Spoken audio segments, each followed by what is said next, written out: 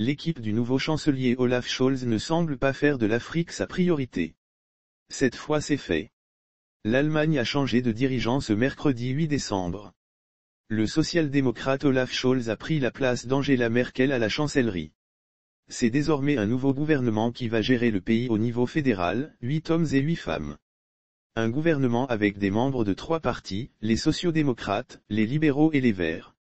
Des partis qui se sont mis d'accord sur un programme pour les 4 prochaines années dans un contrat de coalition. Un document où l'Afrique est mentionnée à 4 reprises.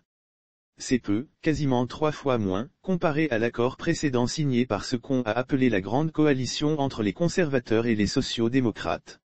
Par rapport à l'accord de coalition de 2017, la politique africaine est un thème traité à la marge, qui n'est pas central, déplore le chercheur et expert en questions africaines Robert Capel.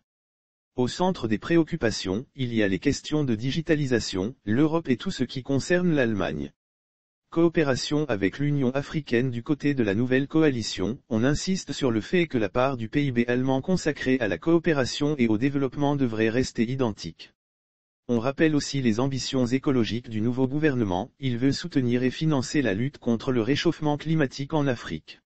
Mais dans les grandes lignes, le nouvel accord reprend l'essentiel de ce qui existe déjà, davantage de coopération avec l'Union africaine, soutien de la zone de libre-échange en Afrique, davantage d'aide pour le Sahel confronté au terrorisme. Économie, peut mieux faire du côté économique, l'initiative Compact with Africa doit être poursuivie. Mais l'économie reste toutefois largement absente. Dans le nouvel accord il n'est ainsi quasiment pas question d'investissements et d'incitations pour les entreprises allemandes à aller vers l'Afrique.